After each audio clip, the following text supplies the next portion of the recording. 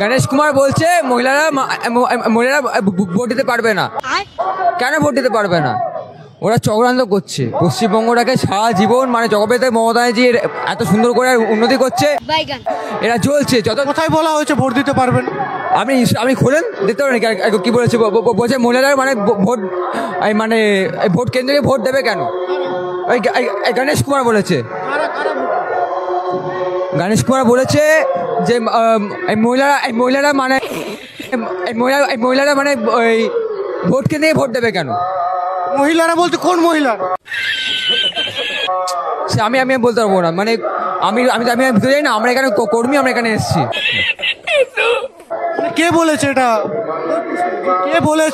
কে বলেছে মহিলারা ভোট দিতে পারবেন?